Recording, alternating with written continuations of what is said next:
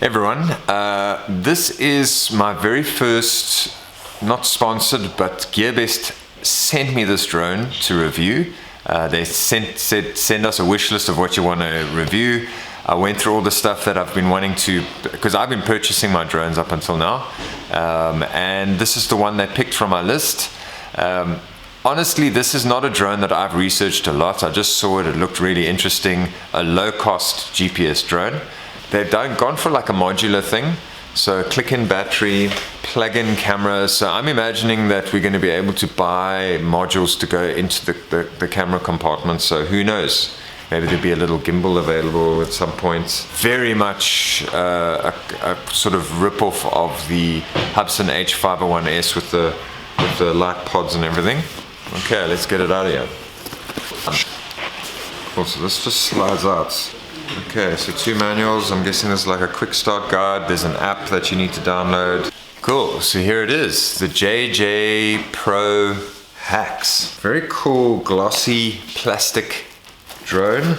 There's the compartment for the camera, sort of Hubsan-esque light pods. I mean, there's nothing wrong with that. It's a great design. It's one of the cool things about the Hubsan. Proprietary battery, nothing wrong with that. Just pushes the price up a little, which is annoying.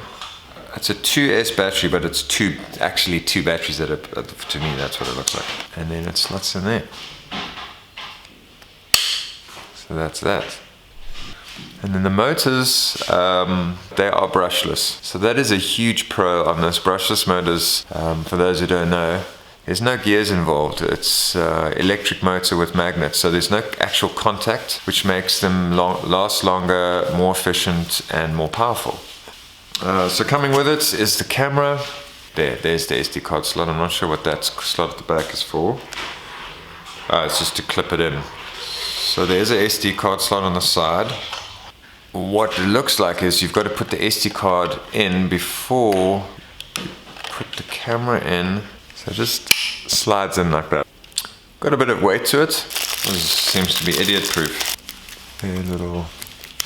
It doesn't go out very far. I don't think that'll even fit my big Sony. Just a bit of some tools. Cool. And here's the controller. It's got a real sort of hobbyist look to it. That LCD does work, I know that's for sure. It's got a nice old retro RC vibe to it. This is really nice. This grip, you don't get that in even some high-end drones. Yeah, a nice spring-loaded sticks. And then the tablet mount. Okay. So that's it. But what's nice about that is it's going to be very secure, which is cool. And the controller feels nice in the hands. 2 sets of props, that is cool. Okay, so initial look and findings of the drone. The build quality of this thing is pretty amazing. My reference is the Hubsan H501M. That was my very first drone. And I gotta say, like, if it isn't better, it's definitely on par.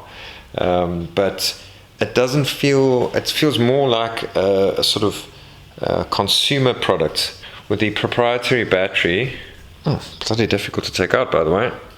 With the proprietary battery, it's got really nice LED lights that come out here. The light pods are really good and bright.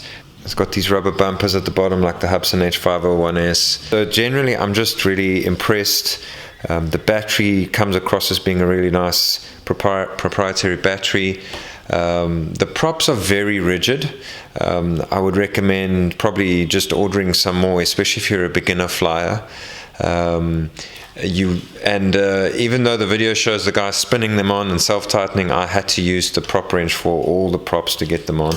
And then something which I really don't like about this drone, as much as I loved it on my Spark, my DJI Spark, I still had a proper charging option with a proper charger. So this doesn't come with a charger. I don't plug this into a high-speed charger.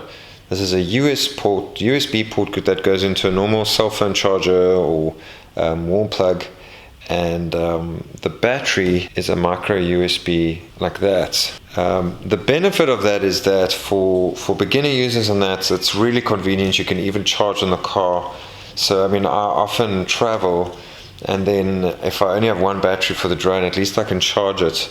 So that's the benefit, but I know for a fact this is going to take forever to charge. That is a huge downside. Okay, the controller. I really like this controller. It's got a cool sort of olden day RC feel to it. It's got all the telemetry there. Everything that you need is there. The final thing is the FPV. I find this to be somewhat annoying. I would have rather erred on the side of getting interference and giving people user friendliness than taking a cheap GPS drone that most guys are not going to have fancy phones. So, and I say fancy phones, my iPhone 6s won't pair with this drone. So my iPhone 6s can't connect to the Wi-Fi on this modular camera because it doesn't have 5G Wi-Fi. So anyway, so this is a newer Android phone. I don't like using this phone for my drones because the Wi-Fi signal on this is horrific. So I'm not going to get great range with this, but at least I can connect. How you get the Wi-Fi going is to obviously switch the drone on. Switches on nicely. You see those cool lights. It's okay, so now your Wi-Fi should be ready. There we go, UAV. Tap on the UAV. It'll connect without internet. So just wait for that. That's it. You'll see a little exclamation mark there on the Android just saying there's no internet, but you are connected. You'll want to download the app. You can search JJRC and look for this app icon. I've got a few apps. Or you can scan the QR code in the manual. So we'll just connect like that. So just a little bit of confusion as well from one of the other users.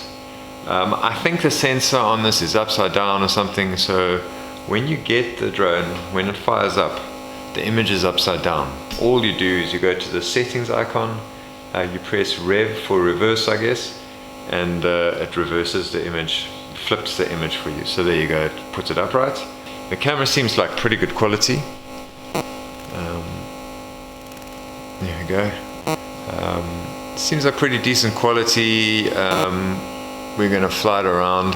Obviously this is the Wi-Fi signal, and that was the other thing that we need to do, is just put an SD card in that module. Okay, so that's all in terms of my initial impressions. I think overall this drone is just so well made. I'm really happy with it. I've already switched it on. The motors sound healthy and good. The GPS locks in the office here, which I've never managed to do with Hubsan H501S. The Wi-Fi FPV is very solid. There's a slight lag there, actually a big lag. Not the end of the world for a drone of this caliber. So I think we just need to fly it and see how it goes. Let's fire it up in the office here just so you can see how it sounds and that, and then we'll go to the field and give it a test. There you see, you hold it and then eventually it unlocks. You've got a little unlock sign there.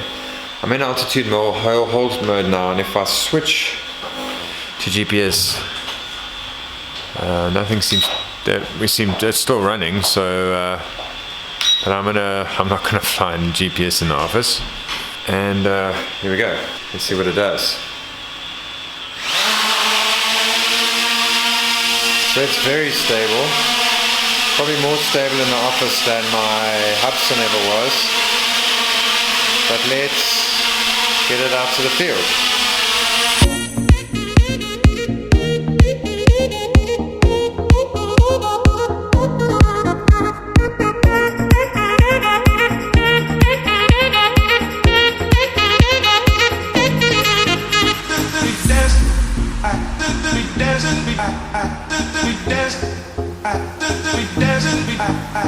We dance.